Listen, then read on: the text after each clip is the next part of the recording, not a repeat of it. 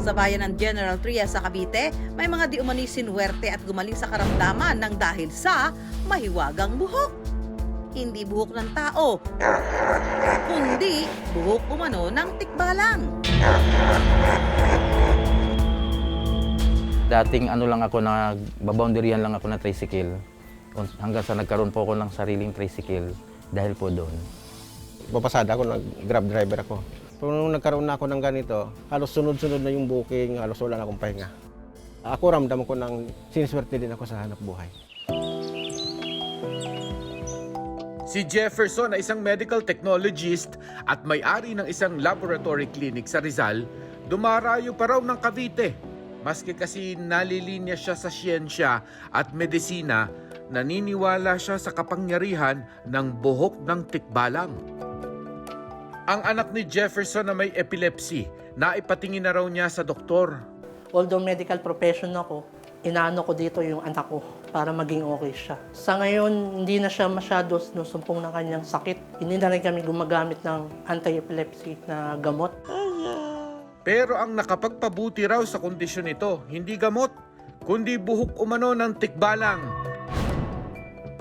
na siyang gamit ng ritualistang si Ka Merlin sa panggagamot. Ang kakayahang ito, ipinasa pa raw kay Camerlin ng kanyang lolo bago ito mamatay. 4 na dekada na ang nakalipas.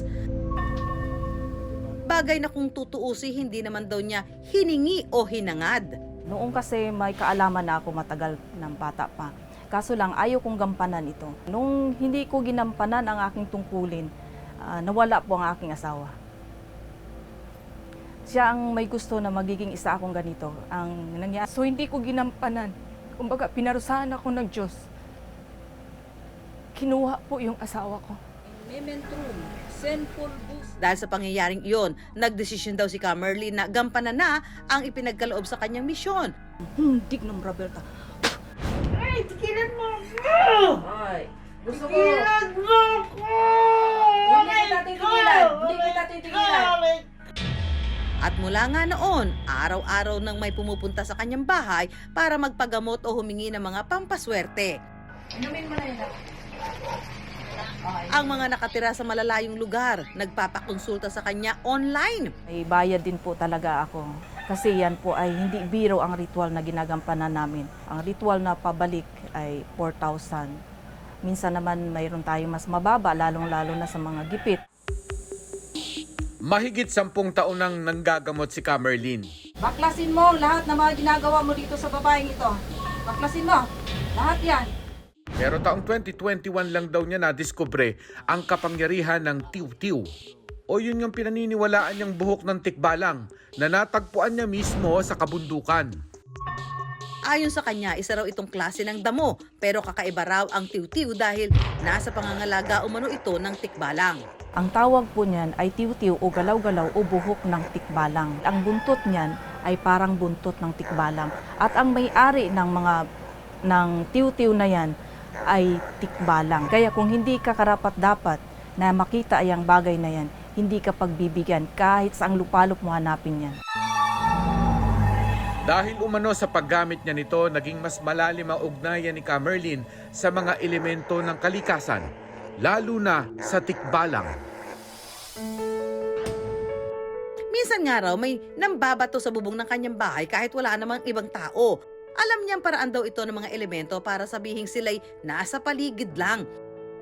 Kaya naman hinahagisan niya ito ng matatamis na pagkain bilang alay. Ipinakita sa amin ni Camerlin ang mga ginagamit niya sa panggagamot. Pati na rin ang kanyang mga pampaswerte. Ang sinukuang kahoy na may tanda ng krus, pampaamo umano sa mababangis na hayop at pati na rin sa tao. Tinatawag itong garapa. Ito ay makakatulong sa atin sa protection din at iahaplas din natin pag may nararamdaman tayong mga sakit sa katawan. Ito namang magic bracelet na may lamang tiw-tiw, mahiwaga dahil nagpapalit-palit daw ng kulay tuwing umaga, hapon at gabi. Nagbibigay din umano ito ng lakas sa sinumang may suot nito. At syempre ang mahiwagang tiw-tiw na nagbibigay umano ng swerte. Ang pagiging mahiwaga ng tiw-tiw ipinakita pa sa amin ni Camerlyn. Kapag kasi nababasa, kusa itong gumagalaw. Kung makita nyo yan, na unti-unti siyang gumagalaw mga kaibigan.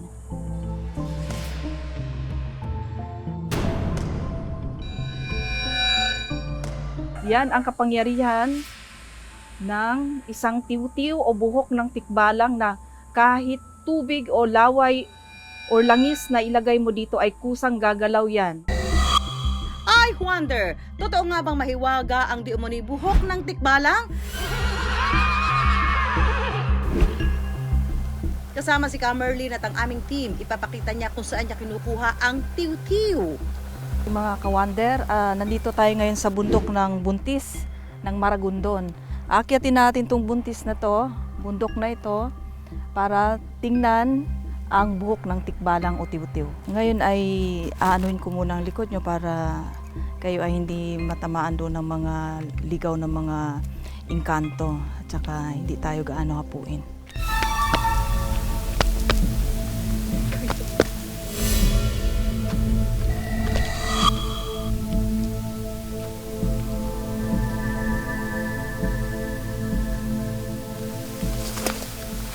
Daan lang po kami, huwag niyo po bigyan ng sakit o ano man ang mga kasamahan ko.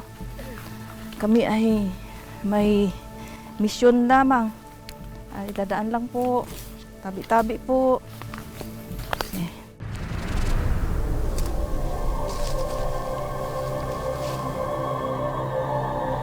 Makalipas ang 15 minuto, narating ng aming team ang tuktok ng bundok.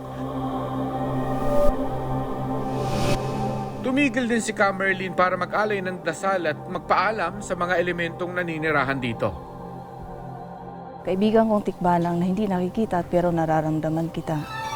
Maraming salamat sa mga biyayang ibinigay mo sa akin.